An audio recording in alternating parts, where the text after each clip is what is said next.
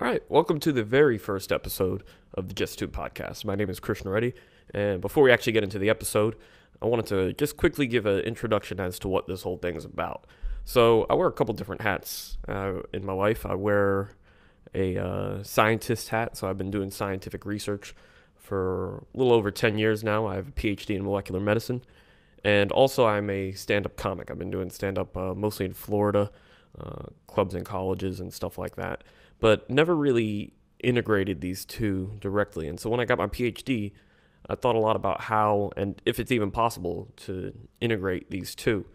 And really see if I can use these talents in the stand-up world and apply it to science. So one thing I thought of is, maybe if I work on InfoWars, I have a PhD, they love me there. I just agree with Alex Jones. The frog, what do you say? The water turned the frogs gay? Could probably make a truckload of money doing that. But I, of course, can't with any good conscience do that. But I wanted to really see if I can harness this ability and really attack some of the major problems that I think are in the scientific world. And so one of those problems, I think, is the fundamental lack of public awareness of not only what scientists do, but how and why we do it. And there's probably a lot of different reasons for this issue, but I think one of the primary ones is that science is so littered with jargon, and it's tough for anybody who's not trained to follow. Even me, I have a PhD, but I don't understand most of immunology. They use words that I've never even heard and make no sense to me. And so it's not just the public who feels like this. I feel like scientists also feel this way. But even though it's these complicated terminologies and stuff like that, at the end of the day, these aren't hard concepts to tackle. These are concepts that everybody thinks about to some extent, just not in this context of science. And science isn't something I don't think we should be putting on a pedestal. It's a human thing. It's wonderful, but also flawed. And so I wanted to really try and knock down this stereotype that science is this these sort of gods that you can never hope to understand. There is a way to understand it. And so if I can put this another way, doing stand-up comedy, I meet a lot of people not in the scientific world. And I think some of the smartest people I've met all these years are not scientists. And on the other hand, I met a lot of scientists who I wouldn't consider that bright, but that's a different story. So my point is that I think there's a way we can take science, bring it back to earth, and hopefully in a fun and interesting way. And so what I want to do with this podcast, and also to a certain extent I'll probably do a few blog posts also, is talk about just science broadly. So we want to talk about a broad range of topics, anything from if we're interested in a certain disease to the scientific theories and also the pseudoscientific theories that we hear about all the time. And what else? Even stuff like the politics and business aspects of science. Anything that I think that I would be curious about if I'm not a scientist, and also whatever you guys think you want to hear about. And so if there's something you do want to hear about, feel free to email me at thejusttube.com. Or I guess that's the website, but thejusttube@gmail.com would be where you can email me whatever you want to hear about. And so I want to make a disclaimer that do I know everything about all this stuff that I'm going to talk about? Probably not. The thing about PhD is that it's such a narrow range of expertise that you get in terms of the actual substance and material. What you really learn is how to think about problems, how to basically a bullshit filter. So I can know my training as a scientist has given me the ability to dig through the primary literature and really separate what's the truth versus what is maybe not so close to the truth. And so hopefully with this podcast, with me and the guest and the listeners, we can really dig through the weeds together and get to the essence of some of these issues. And hopefully this is fun. Hopefully it's not just boring and dry. I like to think I'm a pretty entertaining dude, and I'm going to bring along a lot of my friends, mostly comedians, who also have this sort of curiosity about this sort of stuff. I talked to a lot of comedians about this podcast, and they're super excited about a lot of these topics. We're going to have I don't want to give anything away, but we have I think some really interesting episodes lined up with these comics who do have this sort of basic interest in a lot of scientific fields.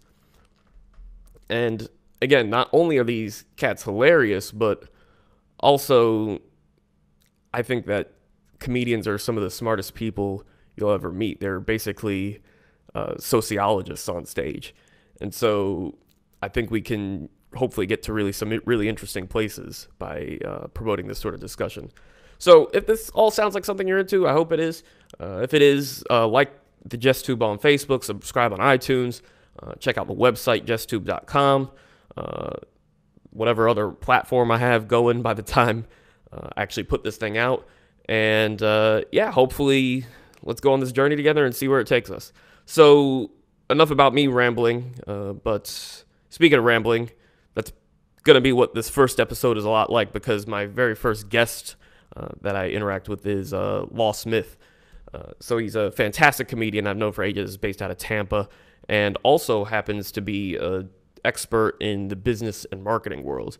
And so he's got his very own really good podcast called Sweat Equity.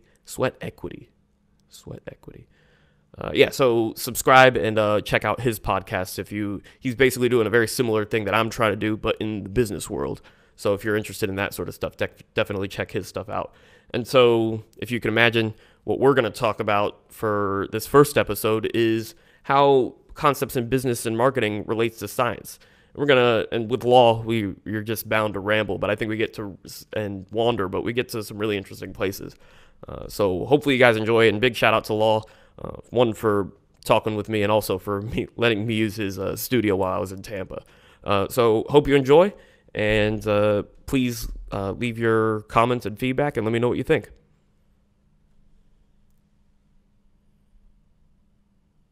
Yeah, publish sounds like it's completed, right?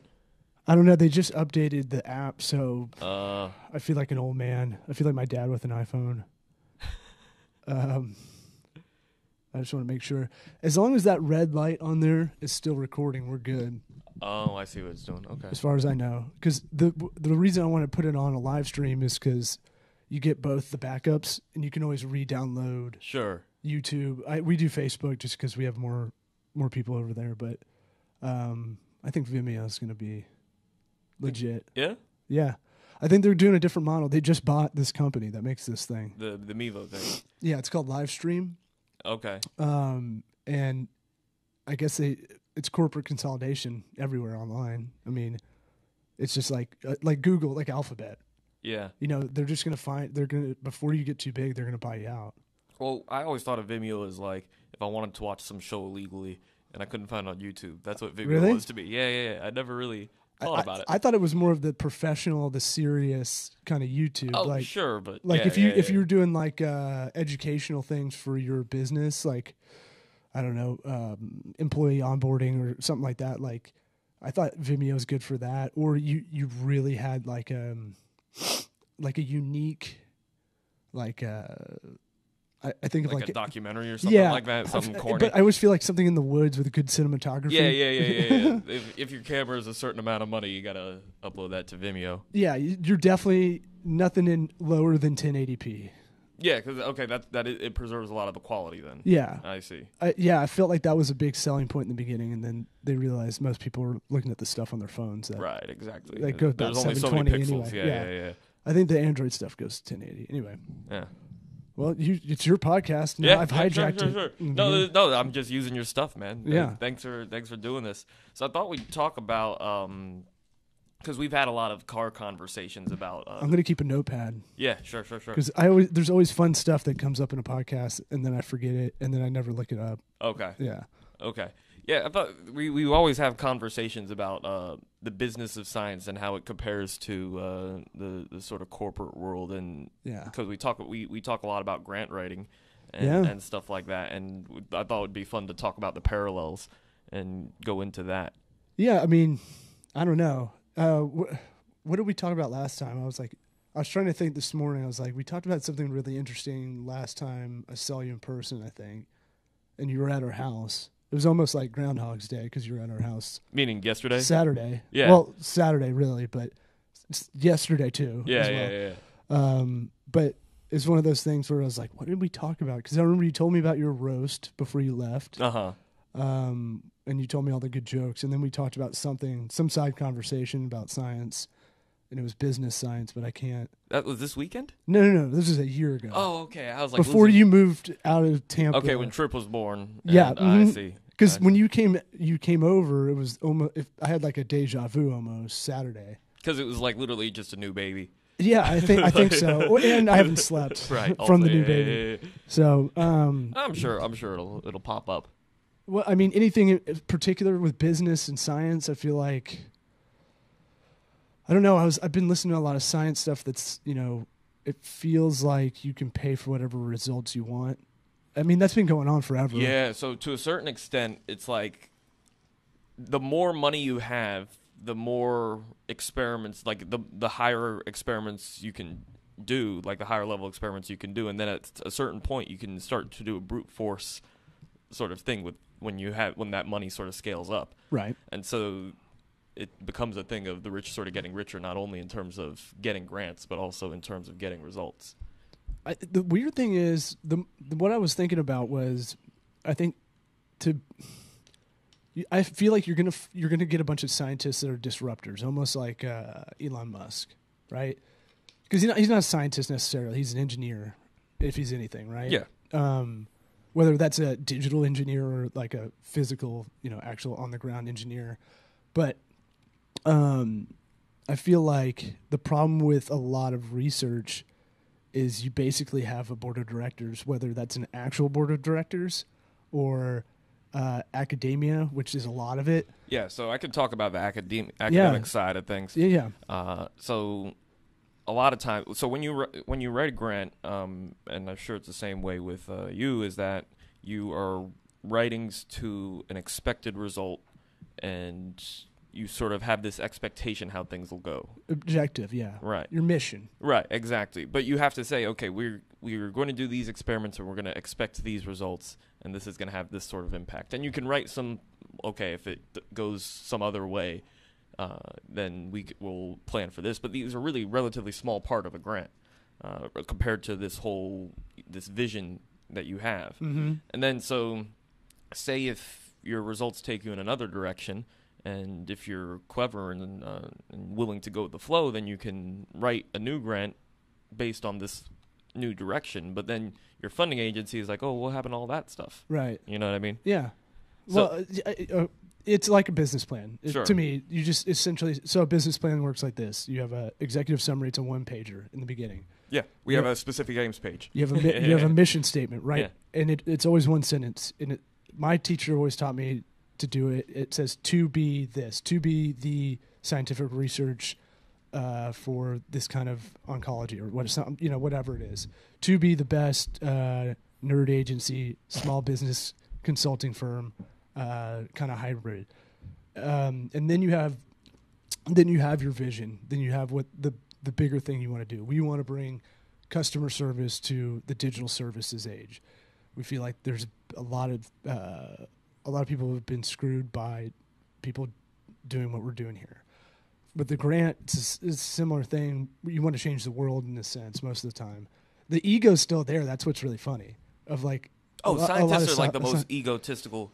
We think of science.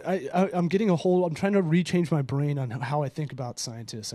I must have done something for that. That one's even harder because I talk about that because my friends they'll think of you as whatever you hang out with them as, yeah, fair. So I have friends that are clients and they think I'm like, lighten up, and I'm like, this is your business. I'm taking this serious. Right. We're gonna hammer this in. We're gonna war room this out. Right. But like same with that. I don't think of you as a scientist. I know you know your shit, and I know we talk about it, but right. It's not like direct association. Sure. And I don't think.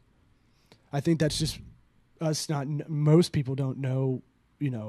kind of what a scientist really is now? I was thinking about this on the walk over, which is that like I used to be in my head a lot about that, where I'd be like, okay, I have this science side of me and this comedian side of me, and I used to really not like for the comedian like that I hung out with to know like really what because I was sort of like, I don't know if embarrassed is the right word, but I didn't want them to think of me differently. Yeah, you know what I mean. And the same thing with the scientist side of things. I definitely felt like this, where I got a lot less respect because like, okay, I would go be doing shows or whatever, but it's like I'm not putting any less work in than you. It's like you go out drinking and I'm going out.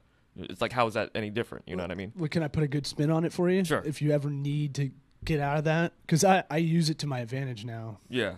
So I tell everybody, whatever you think about a comedian, I'm probably not that. Because you're gonna think whoever your favorite comic is, you're gonna go, why aren't you like that guy? So I go stop that kind of bias right now, and then I say like so whatever you know about stand up and how to write jokes and how to do it, it's probably wrong. Almost certainly, yeah. And I'm trying not to be a dick, but there's a point to it, and it's being a small business consultant, digital strategist, whatever my title is, because you carry a lot of hats. You're basically looking, you're observing a lot of things. I'm good at pattern recognition. I'm good at observing human behavior. You know, like how people really act and how they say they act. I think is a big kind of disjointed thing. A lot of people don't have that self awareness. Awareness, yeah. I was trying to think of a better word. But placeholder. It's too early in the morning. Sure. But it's also that thing. It's hard to turn off.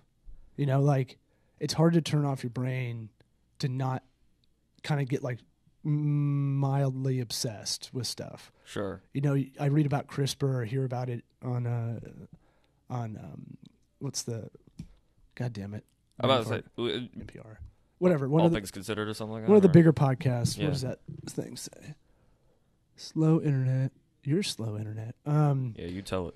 So, you got a second recording going? Yeah. Yeah. Okay. You might want to put it in the middle. Yes, that makes sense. But it's like I say I can't turn it off. Like you walk into a room, any room. It's not comedy wise, but comedy wise especially. You feel like Jason Bourne a bit because you notice like 5 things no one else really does. Yeah. And you know you probably just push it down, but part of that helps in the whole process of what you're doing professionally. Oh no, certainly I use those skills. Right. I mean, maybe not in an as obvious a way as you were saying. Right. But I mean, definitely. I mean, if you even think about how to craft a joke and how you have to flip things around, and you may have to, you know, contrarian logic. Right. And this is the same sort of thing you have to think about with experiments and how to think about a lot of trial and error. Right. Sure. And when you were talking about the grant writing, I was like, you know, maybe we can get a science theme going for our marketing when we do a marketing kind of proposal, because my big thing is I hate people that say we're going to get this amount of leads or this amount of conversions, or we're going to get you this amount of results because you paid us X amount. There's way too many variables. Yeah, it's not a real thing. Yeah. And assess. And I can't. For us, morally, I think, you know, our business would be a lot better probably. What if you did that? Yeah, but I feel like I couldn't sleep at night. I mean, even less than now. But if we're doing some stuff like that, I don't know if that's kind of something in the science world. So you have to say, I mean, with a grant, you definitely have to say the things you expect. But I mean, all you can really say for sure is how you're going to do it and the level of quality you're going to do it at, and say we think by doing it at this level of quality and this sort of technique that we're going to get these results. Quality, cost, delivery. Bam. We were talking about this right before we started. Yeah. I'm kind of getting obsessed with that because in order for us to scale up, and I don't know if there's a parallel for your world with this, but in order for us to scale, we got to figure out how to be super lean all the time. And it's what do you mean? Just being efficient with how lean efficiencies, lean productivity. For instance, very small thing. We do a lot of branding for what we call immature businesses, under 3 years old. Okay. Immature after the band or the R&B group, immature. That's a really poor joke for anybody listening. I'm full of dad jokes, so yeah, all day, son. But any business that's under 3 years, we call kind of immature because we're in that zone too. We do a lot of branding, and that it's really hard to articulate to get client feedback, right? So you're trying to extract out of their brain what they want, and they probably don't even know what they want. Right, right. So we've been working on this form. It's almost like a psychology test, but it's almost to triangulate what they're trying to tell us. So it's like some of these kind things, of like a personality quiz, but for like a little bit, small a little bit. I throw in a lot of red herring things, like questions in there that don't even make sense. Yeah. So just to keep them like even. And then there's where I want them is the real meat is, there's certain spots where you pick it, and so it's one of those things where some of job interview questions go like, if you were an animal, what kind of animal would you be, right? And that sounds like a silly hippie question, which it is. It is, but it's going to give you like a little bit of boundary and go, okay, this guy thinks he's kind of a lion, but he doesn't act that way. So you're trying to put all these things together, but to be lean, we've made this more of an online form. If we can't do a face-to-face meeting, which I prefer, or a video call, sometimes it's just tough. Like we have 3 clients right now; they're international, so it's one's in Europe, one's in like all over the place in like Indonesia, I want to say right now. So it's like that's really good awareness of your clients. Well, no, I don't know. They just hop around. Fair enough. Yeah, so I'd tell you. Well, I can't. I can't tell you some of them because of non-disclosure. But it's one of those things where it ships in the night. So we have to send. We send a lot of video and all this stuff to be efficient. Here's an update. Here's what's going on. And now we've made that branding like an online form, and then we can take all the data that they put in and route it correctly. So when we do an intake form, if they sign, or if this is after they sign, that take their email from that form, put it into MailChimp for our marketing purposes, put it into our CRM system, put it into Pipedrive, which is our CRM for sales. Okay. So I'm not sure I'm fully. So you have like a funnel. Yeah. And if you're writing grants, there's a funnel. There's a lot of marketing funnels, sales funnels, and everything. So if you're writing grants, you might write 10 grants, right? So before that, you're going to look at the ones you can get to, right? Yeah. So let's call that the widest layer of the funnel. And I'm using visual with my hands, but I'm going to try to articulate it for the audio. So take a beer bong at the top. This is Auburn Day speaking. Right. Yeah. Let's speak in terms. I got. We understand. Yeah. I like lowest common denominator stuff. So, so take a beer bong, and at the top of the beer bong, you have all the grants that you might be able to write for. Right. Okay. About 1 inch lower, you've got the 10 grants. You go. We're gonna write for those. You submit those 10, and then another inch lower on that beer bong. We're not quite to that little rubber hose yet, but right before it hits that spout, you get 5 callbacks for that grant. Okay. Out of those 5 callbacks, 1 grant goes through. It's a funnel. Sure. And so I forget why I was on this point, but that's how all marketing and sales is. And employment, if you're hiring someone, you have a funnel. Same thing. Yeah, sure. You put something on ZipRecruiter, thousands of people are going to get there, are going to submit, and you're only taking one person, Yeah. I like this idea of because I've been thinking about this a lot. So this idea of leanness, and especially when you're a growing company or lab or whatever. So because that's what I'm thinking about now is, okay, if I open a lab, how do I want to do that? And so basically, you'll go into a university, you'll have some sort of startup money that they'll give you, and they'll say, it's pretty ruthless nowadays. Now it's like, okay, and you have to get some grants and publish some papers in the next few years. Otherwise, that promotion isn't looking so good, right? So, all right, go ahead. I'm gonna write my question down. Yeah. Okay. So the idea is basically you want to get as many papers as possible so you can get as many grants as possible. But how do you get as many papers as possible? You go for the safe, sort of easy, quick sort of hits.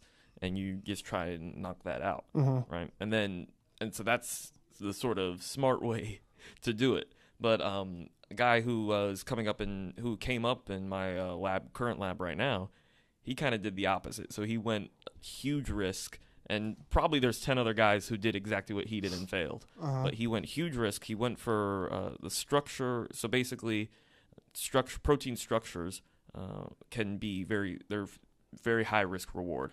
You can easily not get one and spend 5-10 years doing it. Protein? So like a molecule in the cell. Yeah. Okay. So the biomolecules that make the cells work. Okay. I'm with you. Yeah. So I didn't know if you said pro team. Protein.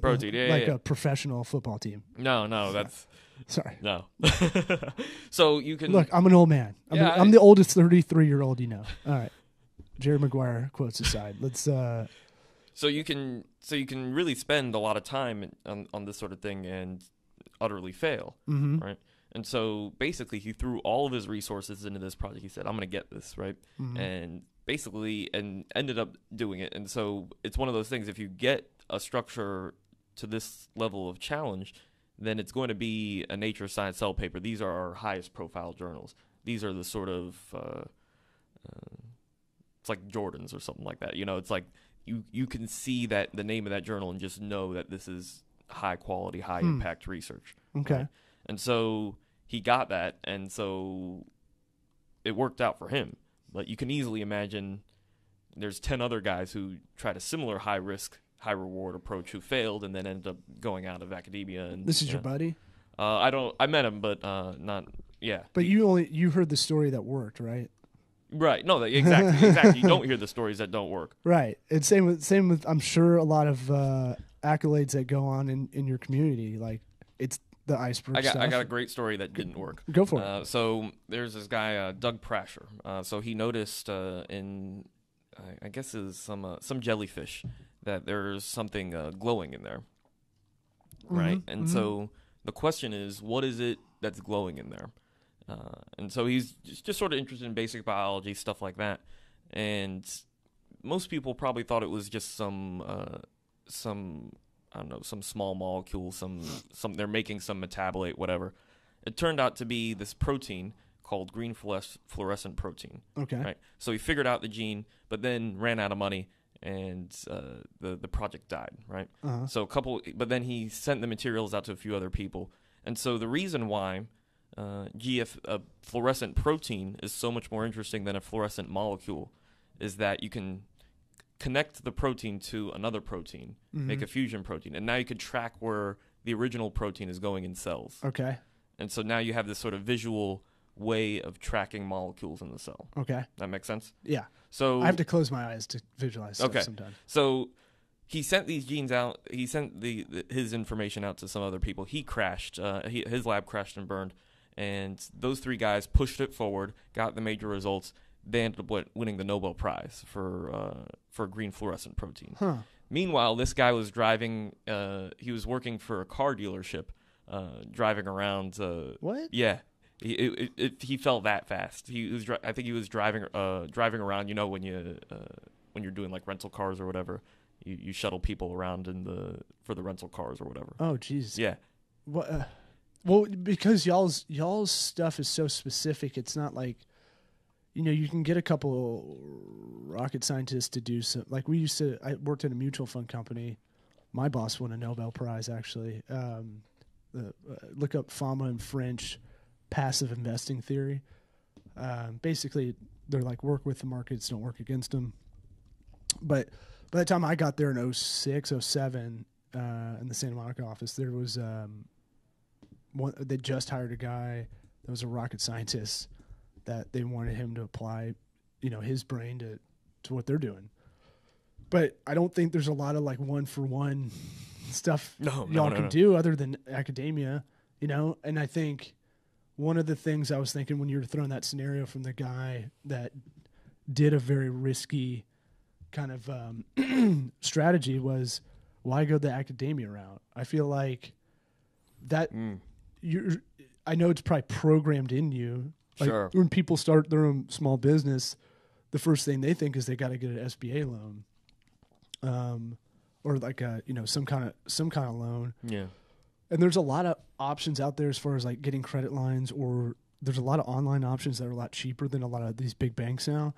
And so like I think Fundbox and stuff like that, but I see where you're going. So this is something that's becoming especially relevant in the last few years about why academia and why is this? So there's money. There's so much money there.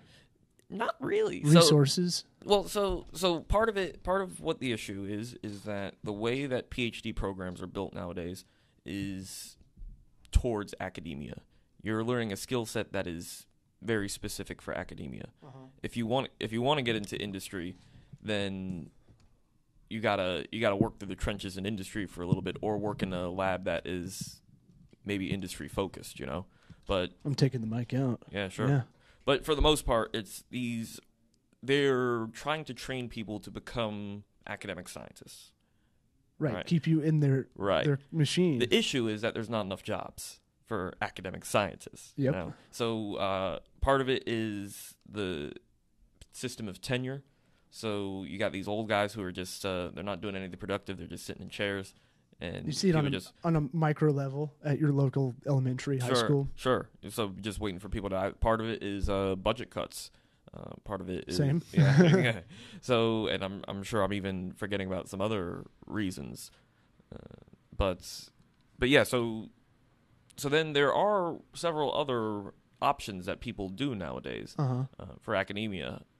So instead of academia, so one interesting thing. So industry is the sort of common automatic thing that people do. So basically you go work for a big pharma company like Pfizer or whatever. You maybe work as a lab tech or a research scientist or whatever. You're basically doing the technical things, but you're really not thinking to the same level that you were in academia. But you're making way more money. You have 9 to 5, you have benefits, there's a lot of pros to that. Yeah, that's tough too. But yeah, and that is I'll touch on that when you're done. But I mean, probably what I would think, it's tough for me to reconcile because you got into science as an intellectual pursuit, and then you become a set of hands, essentially. Right. Yeah. Oh. I gotta close that. I hope we're still recording. Yeah. Yeah. We're recording. Still good. Still good. So that's then there's all sorts of unorthodox jobs popping up because you have this glut of PhDs who aren't able to get into academia just because the sheer numbers are against them. So yeah, and I think it's tough because I think I think if I were you and you do have, I think you should take just basic business classes anyway. Yeah, because it's so applicable for a lot of things, but. There's it's good to be a hybrid. It's good to walk in both worlds too, because at any point, if let's say you did have ambitions to be, I don't know, what is it called, head of a lab or director? Sure. Yeah, sure. Executive director. Professor, you could be, yeah. But I feel like you can move more. If you figure out how to find the right company that is I think of Gary Vaynerchuk or whatever, VaynerMedia. Mm-hmm. Gary V. He's like a serial entrepreneur, they call it. And I like listening to his stuff because he's just getting fired up. No one's gonna, he'll do these videos every day, just go pick yourself up, go get to work. Oh, very motivational, Well, he moved into that area eventually, the last 5 years, but he's a younger guy too compared to the other entrepreneurs out there. Sure. But I would find someone like him that you're in a public sector when you're in academia, pretty much, and if it's a private school, it still acts like a public. Well, we're operating on public money, right? Which is to me is the same thing with business. Why is government so slow, and business gets things done quicker? The incentives, right? Yeah. And there's not as much lobbying. If you're shitty, you get cut, And I'm not going to go into Peter, Peter Schaefer, free market, capital markets are the best. Yeah. But I do lean more that way, and I feel like I would try to find someone who wants to have a side to their conglomerate, and I feel like you can reach them now. You used to not be able to. I feel like if you really wanted to reach these companies that are doing really well, like Gary Vee. Okay. And you had an idea, I want you to be y'all's company is the VC on this lab. And here's what it might be able to do in a business world. Yeah. And it has an exit plan when you start to sell it. So several labs are able to take in money and bridge that world quite effectively. And a lot of it depends on, because they do sort of, a lot of these big pharma companies do outsource certain things to academic labs, because there are things that can be accomplished by academic labs which would be difficult in the research setting of a company. You know what I mean? Yeah. I'm trying not to puke. I'm so tired and sick right now. I've got Pedialyte in front of me. You're like recovering from basically recovering from a hangover, but like dad hangover. Dude, it sucks. It's like I didn't even drink. That's what I'm saying. I haven't had anything to drink in November. I don't know if you timed are these time stamped? When does this come out? When does this come out? When I wanted to. Any ballpark idea? Probably the next month or so. Okay. Well, we'll do a swap cast. We'll throw it on our Sweat Equity one, and so people can migrate over there. But sure. I think I might have to go lay down, honestly. Yeah, you think you're good? You can keep all this audio in too. Yeah, sure. But yeah, I've been struggling not to puke the whole time you've been here. Hey, you sold it well. Well, my brain can get sidetracked for a little bit, but not for too long. I think we had a good 40 minutes though, right? I think so. So I'm pretty happy with that. If you want to, I hope we're still recording. Jesus Christ. Okay. Yeah, I think we're still good. Anything? I'm trying to think of anything else. I would say maybe you add an appendage onto this when you record an intro or whatever. But yeah, I would look up some labs and just like that funnel stuff, right? You start looking now. Like when this firm came about, I'd been thinking about it for years before we started this thing. Sure. Because Blade syndrome, you and I were hybrids, and David Weingarten and Joe Riga, and we cared about our career, right? Too. It's not just a day job kind of thing, right? But we also cared about stand-up and logic, strategy, and applying it to the new school digital online side, which I think that gives us a unique value prop that no one has. Sure. For you, it might be a thing where you might be able to go, okay, I know how to do an incubator of a bunch of people that are doing labs, be the head of that. Right. Because that's a different animal. But, that's that. How do you stay lean? Because all companies, if companies put money into you, they're going to want to go, are you Six Sigma? Do you have any of that stuff? Like these operations kind of accreditations? Yeah. I don't know how that works in y'all's world, but I'm sure there's a fat to cut all the time. Sure. And it's all about, all right, if I gave you $1 million, $1 billion for a lab, it's not a good thing just to hire on people that are good names in your community or get a bunch of equipment that's good. I think part of the thing that's great about what we're doing here is we've had no working capital since we started, which sucks and stresses me out, and I look beleaguered. But at the same time, necessity breeds innovation. So when you're really back against the wall, you figure out how to do all these efficient things and you figure out, honestly, a new level personally where you go, like every about 4 or 5 months, I hit an area where I'm like, wow, I thought I was working hard then. Now, like right now, I'm at an area where I'm like, I've been sleeping like 3 hours a night, and like trying to work whenever I have a free moment. This is a cry for help. No. Well, we're working on it. I'm working on more structure just because it's not. I can't go at this clip for that much longer. But it's one of those things where no, I did therapy the other day. Yeah. First time? Yeah, I wanted to do it proactively, but my wife recommended it.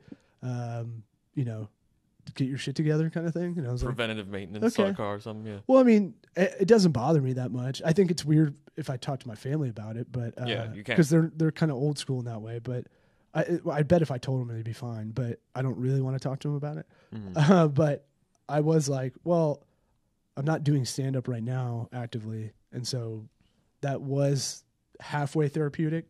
You know, it was cathartic, I'd say. And so I was down for it, but then I got more stressed out getting there and getting back to pick up our kid at daycare. Okay. I was like, God, this is the worst. So like I felt comfortable talking to this therapist for an hour and a half. And then I was like, what time is it? He's like, it's 4:45. I was like, shit. Ah. And he was like, oh, did you have to go? I was like, Doc, I told you. I was like yelling at him. I was like, Doc, I told you. I had to go. You let me go, man. And then I was like, man, I've never been like that weird. He probably asked one question and then you just went. Oh yeah. I do that even if I'm mentally everywhere. Like I'm fine. It's that I don't know. I gotta get that under control because that is. I was. I thought I was gonna barf and now I don't. Yeah, no, you're back on it. You're back. I was talking to my dad at lunch about that means we're doing a good job on a branding message. Yeah, sure. Marketing message, and he still doesn't get it, but you'll get there. But he was like, you don't need to like, you're giving too much technical stuff that you don't need in there, and I'm like, and this will relate to y'all's world. Sure. I think that. You know, you're young too for your industry, I'm sure. Yeah. So, and you're probably more advanced than a lot of the guys that are long in the tooth. I feel like I wouldn't say I'm an expert, you know, the best at any of the stuff we're doing. But I think as an aggregate, we're doing something that's totally unique and different. But I'd say I have to throw in, I feel like I always have to prove that I know what I'm talking about. Oh, sure. And it sounds it sounds like I have Asperger's or like, you know, like I'm on the spectrum. Yeah. But I mean, isn't there a certain, there's a lot of people that have been ripped off. That's why I feel like I have to say I'm not. Drop technical terms or whatever. Or what you mean yeah, but I should wait for people to ask. Right. You know. And there is a sort of. It overwhelms everybody. Yeah, there is a sort of quiet knowledge and confidence that comes with just keeping it in the simple terms at the same time, right? Yeah, no, and on a sales level, you probably close a lot better that way. Yeah. You know, but at the same time, it's like, I don't know, there's a weird thing. It's like it's like scientific research papers. I can't read them. No. Right? And so a lot of people can't read SEO or pay-per-click ad information or any of that either. Right. It's its own jargon, just like legal. Sure, is its own. That's math to me. That's legal documents are just like a math problem. It really is. It's it's English, but we don't use any of those words herein. Sure. So, but I mean, you probably have this too, where it's like it's all training. So it's like, I mean, even though I'm a scientist, like there's only a certain subset that I can just go in and read and not have to, you know what I mean? And that's a very sort of small percentage. Everything else... Where's the abstract? Right. Everything else is that, like, I have to, actually sit and focus and actually, maybe there's some words I have to look up, but I know how to systematically go through it. Yeah. Right? Yeah. And I'm sure it's the same way with you. Yeah. Oh, yeah. I mean, I can read reports and a lot of that and look up KPI stuff and too many acronyms, I feel like. Seriously. I feel like most people don't understand finance because there's too many acronyms. Yeah. That's been my theory That's for a while, since the crash of 08, 09. What was I going to say?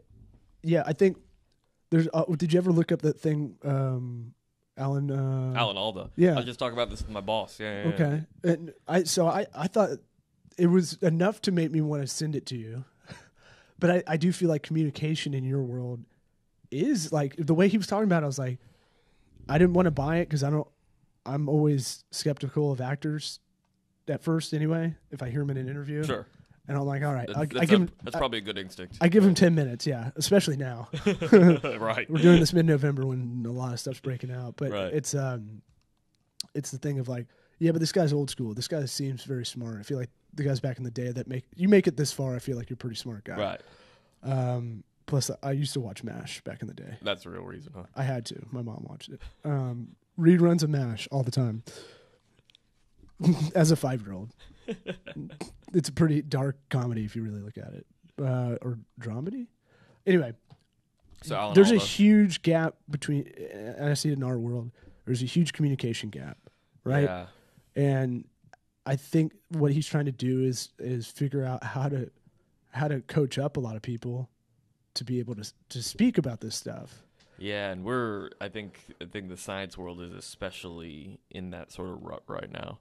So, but in an ego way too. They want to prove it in the technical spots. So it's like stand up. You want to hit the crowd, but you want to hit the comedians in the back. Right. So yeah, so on one hand, it's like, okay, it is probably an ego thing where it's like you don't want to dumb down what you do, but at the same time, there are ways to explain it in layman's terms without dumbing it down. Mm-hmm. You know what I mean? Yep. Yeah. So, but yeah, that's a huge metaphors of the cheat code and stand up. Sure, yeah. No, that's a huge problem we're having because especially with of course politicians don't want to give funding to something they don't understand. Right. So that's one aspect of it. And then they make bills that people don't understand, but they do. That's the other aspect is, okay, you see, I mean, if you've been on Facebook in the last 5 years, you can see these people like reposting like some sort of onion stories. Yeah, sort of fake science, sort of just strange thing. And that's just a simple thing of, okay. That I've been thinking about this a lot. So, okay, this whole I have 2 examples. I'll just give one, but the flat Earth theory, right? So, I can't get mad at flat earthers. Okay. So I'll ride with you on it. So the logic being is that, okay, I can't all I know is that there's a picture. I know the Earth is round, but the reason I know the Earth is round is because I know scientists who know more about this stuff say that the Earth is round, and right. I know what it takes. Right. Right? Yeah. But they don't have that perspective. Okay. Meaning they have not been raised to trust scientists. People who don't believe in the flat Earth, right? Well, the flat Earth is tougher. I'm with you on that in the sense that they're like, hey, this fossil's 3 billion years old, and you're like, what? And it's like, well, the Earth was created 6 billion years ago, and you're like, I don't know if those are the numbers. But it's like that just sounds like imaginary land to me. Like I have no idea. Right. Well, yeah, exactly. And then the science their books instead of science books are things like the Bible and stuff like that. So it's like this is but I mean seriously. Yeah. No. Yeah. This is where they're getting their facts. Well, which in the Bible also was translated by. But I can totally sympathize when we've raised always on been this from birth. We've always been in the fake news era, if you think about it, from exactly. the Bible. Yeah, yeah. So if you're raised on this from birth, how can you be mad? All you can do is just say, "Okay, I'm coming from a different standpoint," and then try and walk them through what got you to that standpoint. You have sympathy, I think, for him. Maybe. Not empathy. Yeah. Because I think it's like a racist, right? I'm a racist. Someone. Okay. Well, kind of. That's a whole different podcast. Yeah, but, sure. If you have a friend that is racist, right, or an acquaintance or whatever, you meet someone, that's how they were raised. You know, they don't know any better. Right. So, but it doesn't make me go, I'm cool with him. No, sure. No, that's exactly it. So I think I feel sympathy. I feel bad for him. So I think the duty is on scientists is to really go to a down-to-earth sort of grassroots approach and think and try and so because these guys, like these public scientists will just like shame these people. It's like, no, like walking them through it. There's a way to do it. You can do it. I can do it. Oh, I mean, this podcast might be part of that. That's partly what I'm thinking. Yeah. The communication, there's a duality of all that, right? I think about duality a lot, and I think when I figured out I have like knee-jerk contrarian logic, like a few years ago, then it kind of clicked into place why I think of a lot of things in duality terms, right? Okay. So we need a simple message, yet it needs to be technical when it needs to be, kind of thing, right? So I always talk about what are the hardest things in the branding world for us is logo, right? Okay. It's like pressurizing so many things, and if you get involved in the process, it's really tough because it's like, you know, depending on how many people you have or just the one person you're working with, they don't know what they want, but also it needs to be so simple, but also express so many different things. Sure. So the best logos do that. Apple's logo is great, right? I quite like your logo, by the way. Thank you. Yeah. And it has a meaning to it. So the Tocobaga tribe, the Indian tribe, was in the Tampa Bay area, and so our company's called Tocobaga Consulting. And they named Tampa. So it means sticks of fire in their language. And so I think this is the unofficial mayor of Tampa. I think the story goes. I think the story goes that in their language of Calusa. So if you see in some local Calusa brewing, Calusa printing, that's what that's a reference to. And then the Sticks of Fire, I think, is like a fan club for the Lightning. Yeah. That's right. And I think I didn't realize that. Lightning hit. I think that's the story. Oh, wow. I didn't know that. Yeah, so I like when people ask that, it has sticking power because then it has a little story behind it. And I thought that would be a cool name for a company when I was like 13. I saw it on a puzzle about Tampa or Florida or something like that. So awesome.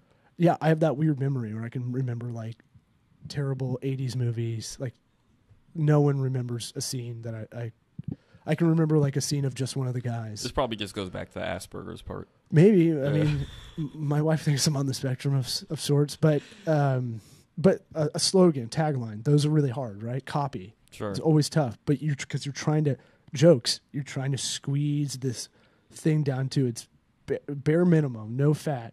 Yeah. Lean, efficiencies, all that stuff. And it's no different, you know, in a lot of different, I forget where we were going with this. Oh, with communication. Sure. All right. So there's the duality of figuring out how do you explain to a flat earther that they're wrong, right? But with respect, being simple, in the beginning, and then when you want to break it down, we can go get down that alley. So I think just go stand on a tall building. Right. And go look at the horizon. Right. And I think part of it is that starting simple and then steadily getting more complex, because I don't automatically think of all these people as dumb people. Right. Right. It's just a matter of perspective. But I also think it's the idea of respect, and we're saying, okay, if you just say you're dumb because you don't believe this, they're going to reject whatever you say after that. Yeah. So it's like you can't win. Right. Yeah. I mean, if you come in not open-minded. And I think that is the root of every sort of major issue in terms of science, public science, so things like vaccines causing autism. I think global warming. I think I think all these are the base of that. Yeah. And I think we have to, as scientists, have to take that upon ourselves to push that agenda. I wonder if you could make a media site, you know, that you actually cultivate good stories. Like, I think about that a lot in politics, right? I think it would be awesome to have like a Rotten Tomatoes of 100 writers, or trusted or very transparent. Okay. Maybe you get such a good mix of political lean that, you know, there's a book called Wisdom of Crowds. So, you know, it's James Sarawicki, I think is his name. And it's kind of about like having sample sizes helps figure out, you know, a better data point, I guess. Yeah. Real fun read at the beach. But okay. This is when I was at the mutual fund company. He came to our business or our company and spoke, and I was like, I need to get into this if I'm going to be here for a little bit. And so basically it's like, if you could have this kind of almost PolitiFact kind of had it for a minute. Yeah. And then I remember that. I don't know what happened to it, but the idea is there. It's like, get a consortium that's transparent online that, all right, here's a news story, and then validate it with some kind of score or something. I don't know. I had this, and this is something that's still in my head, but basically it was almost exactly that, because the whole thing that I try and be honest about is, okay, I am a scientist, but like I don't know everything, and really I don't know much, and that's part of becoming a good scientist. I feel like. So know what you don't know.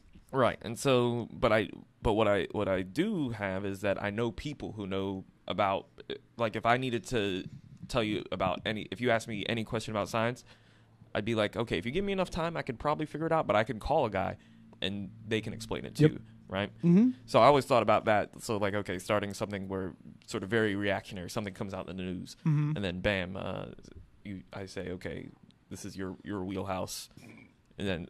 And you'll actually gain we call it a freelancer Rolodex here. Yeah. For work wise, but I also thought a lot of our value when we started this agency firm, whatever we're called, is being a connector.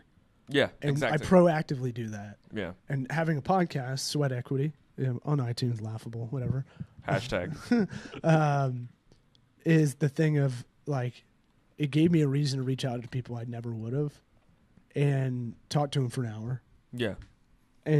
But now I have, I'm trying to get this Facebook ad expert. She's awesome. I think she's in like New Zealand, but I found her page because she advertised on Facebook. And I'm a big Facebook advertiser, but I can't keep up with everything. So she's a good sentinel to go. I don't have to go look at ad week of what's going on, week to week. She puts out her own little mini podcast. Here are the updates this week for Facebook ads. And I'm trying to get her on because I just think it's interesting because she's on top of her shit. But it's like, all right, I am very good at that area. I'm proficient. I can get expert level again if I had to, but I know enough.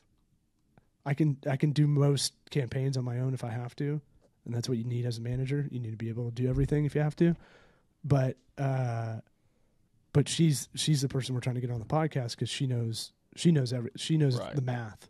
She right. knows what a lead costs for real estate agents. Yeah. Why remake the wheel? Yeah. I think it's $27 per good lead for a realtor. That's pretty interesting, I think. For me, it is. All right. I'm meandering. It's you feeling good? Yeah, I got to roll. I think we can break this up into two. You do whatever. I'll man. feel it out. We'll see what happens. But give me a heads up. Yeah, awesome. All right, dude. All right, great talking to you all. See ya. Thanks.